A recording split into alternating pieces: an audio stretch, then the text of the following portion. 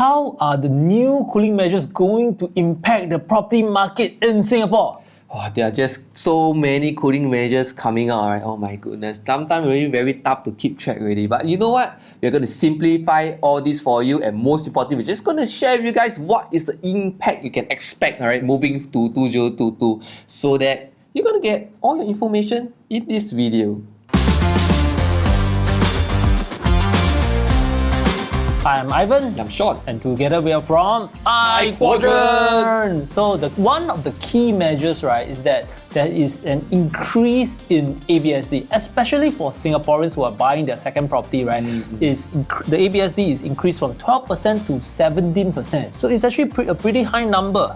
Yeah, I think the key thing over here is this, is that, you know what, if you're not paying ABSD before this cooling measure to you, I think it shouldn't impact too much. Like if you're buying your first property. Yeah, so you're buying your first property, don't worry too much about it, man. This ABSD increase for the second property onwards. You know what, I've never encouraged anyone to pay ABSD. Since for 12% I don't encourage you, obviously 17% I lagi don't encourage you, right? But the key thing over here is that really understand what are the key impacts. Okay, so to mass market, to most people have no impact.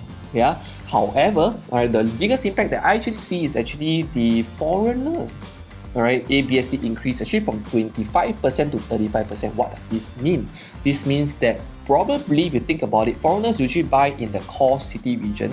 Usually those are more luxurious projects, right? So probably the biggest impact they receive from this ABSD is that developers will be slightly more afraid when it comes to investing or per se developing luxury projects, and that's because it's just tougher for foreigners to come and buy, alright, and because of that, right, we are probably going to see a small little decline, alright, in interest when it comes to all these kind of core city region luxury projects. Yeah, and the second measure, right, that happened is that TDSR has been reduced from 60% to 55%.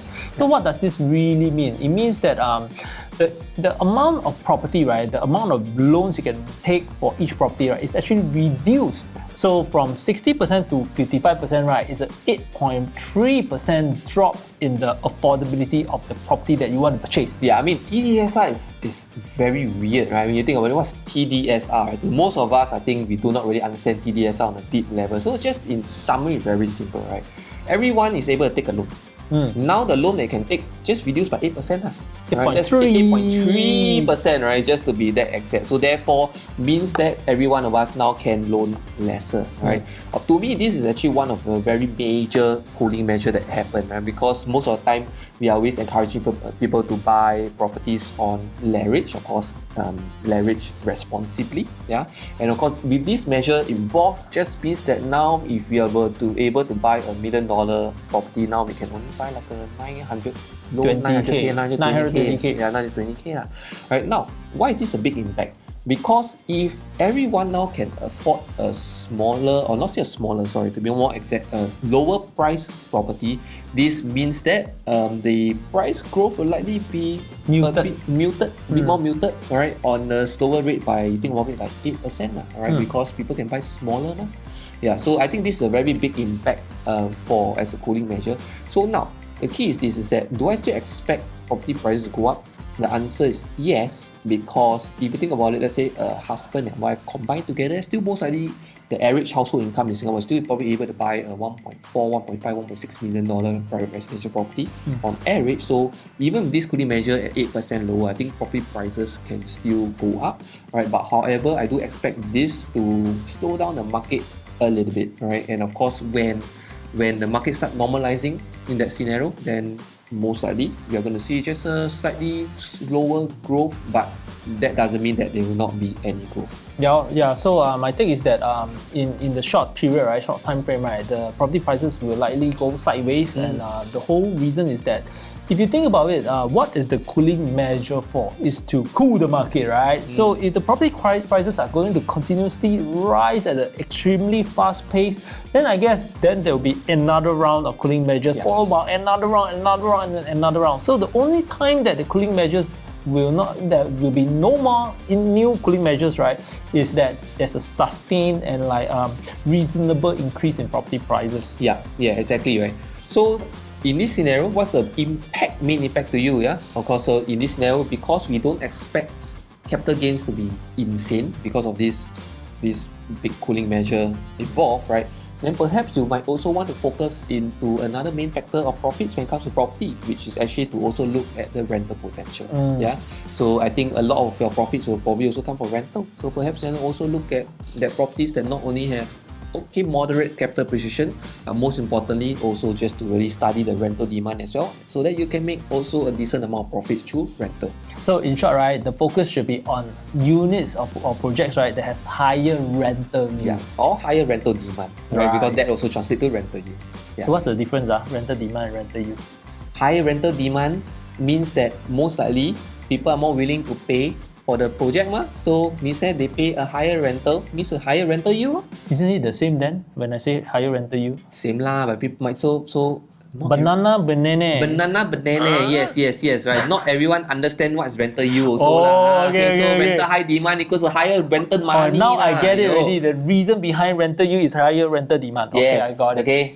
Okay, the third point, right, is a reduced LTV or loan to valuation ratios for HDB loans, right, that is reduced from 90% to 85%. What's your take on this, Shawn? I think on first glance, actually this is like a kind of like an insignificant cooling measure, right? Because most of the time people who go for HDB loans or basically buy HDB, especially your first HDB, there are actually a lot of grants involved. And because there are a lot of grants involved, right, I think when you use your when you use HDB loan, they actually forces you to use up all your CPF. Because of that, most of the time you are already paying more than 10% in down payment. Therefore, even if you reduce to 85% for HDB loan, I don't think there is much of a major impact. Right. However, right, where I think the biggest impact will be is on the $1 million HDB. Yeah, because the $1 million HDB tend to have a little bit more potential to actually pay this thing called a cash over valuation. Right, because there's this thing called cash over valuation, means that, for example, what does cash over valuation mean? So HDB give a valuation of this HDB, let's say at 800k, but then you choose to pay 1 million. Because you choose to pay 1 million, you need to come up 200k cash extra lah. Alright, no banks or HDB want to lend you that extra 200k. Let's put it that way. So what does this mean? This means that most likely for those higher valued HDB, right, there's cash over valuation, you need to come up more cash, because now you go to HDB, right, they say you only can take 85% loan lah. Because of this, right, you need to come up more cash. Therefore, perhaps the demand for this $1 million HDB will start to taper off slowly. Yeah. So I think overall, actually, this is quite a good cooling measure for the mass market. For the mass market, because I think it's getting quite ridiculous that we see so many $1 million HDB, and the last thing we want to see is it hitting like $1.5 to $2 million HDB. That's insane, yeah. So all these cooling measures, I think, especially for the HDB one, it's a good measure. It's a good stabilizes the whole market. Yeah. And the fourth measure, right, is that what's happening is that there will be more HDBs that will be constructed, and there will be more land parcels, right, that are going to be allocated to government land sales for private developers to bid on and to build even more properties. Yeah. So my take is that when this happens, right, there's going to be a way higher increase in supply. So when supply increases while demand in terms of population size remains constant, right, the only way for prices to move, right, is either sideways or downwards. What's your take on this, Shawn? I think, yes, of course, everything is got to do demand supply. Right? There's more supply than demand, of course, naturally price will start tapering off, right, and then vice versa. Now, but of course, we want to look at timeline. If government increase in land parcel for sale, which they've already announced, most likely this land parcel will take time for the developer to bid. Yeah, when after they bid, maybe about 6 months to 1 year pass, right? Because they need the tender and things like that. Then they still need about 1 to 1.5 years to really plan out everything, right, before they launch a sale. So now it's 2022 so you do the math probably in 2024 plus-ish or 2025. Then we'll start seeing the effect of this cooling measure really coming into place. Yeah? So what does this mean? So in the short term, this is something that you do not need to be too concerned about. Does it really taper off the price point drastically, right? But most likely in 2024, 2025, towards 2026, that's where then you need to be a little bit more careful right? Because why? Supply higher means that price will likely be more stagnant in that sense. Yeah. So I think in short, right, when we take into account the rulings or the regulations in Singapore whereby there is such a thing called seller stamp duty or SSD, which is for residential property, right? The seller stamp, if you are selling your property that you purchased in the first year, you're going to be taxed at 12% additional. If you're going to be selling in the second year, it will be 8%, and third year 4%, right? And only on the 4th year whereby there will be zero seller stamp duty. So in other words, right, when I buy a residential property, right, my minimum holding period should be 3 years. So with your timeline whereby it's this year is 2022, right, and we plus 3, right, 2025, right, we're still in the safe window whereby developers have not completed all the new projects, right, and hence, right, it is still easy to forecast the next 3 years, but anything like 4th or 5th year beyond, right, maybe the prices will taper down or like be stagnant. Yes. So in summary, short term, not too concerning. All right, mid-term, that's where then you really want to start paying a bit more attention to the property market. And if there's any more new cooling measures that comes to place, so that's the question mark that we have in 2022. We are not oracles. We will never ever know if government will come in with the next cooling measure or not. But what we can do is that accept this as a normalcy in our lives. Right? Well, I will say that in terms of probabilities, right, I'm happy with this probability calculation. Why? Because right now, from today till 3 years later, right, I can still collect rental. But 3 years later, right, at that point in time, I will make a forecast, right? Maybe like 1, 2 years or 3 years down the road. If the property prices have a high possibility of tanking down, right, then I will sell. But if I see the outlook as moderate, then I will just collect my rental and like enjoy my time. Yeah, and therefore it's really important to buy a property that, of course, once again, have decent rental demand, right? Because anything goes wrong, we are still able to rent out your property and, of course, ride through this uncertain period. Yeah, I hope you guys are learning something from this video. So do remember to give us a thumbs up and also subscribe to our channel. Okay? Yes, if you have any questions when it comes to ABSD or any cooling measure, do feel free to also comment in our comment section below. All right, and of course, myself, I usually look at the comment section, right? So if you have any questions, do feel free to post it, and of course, I'll be glad to answer them for you.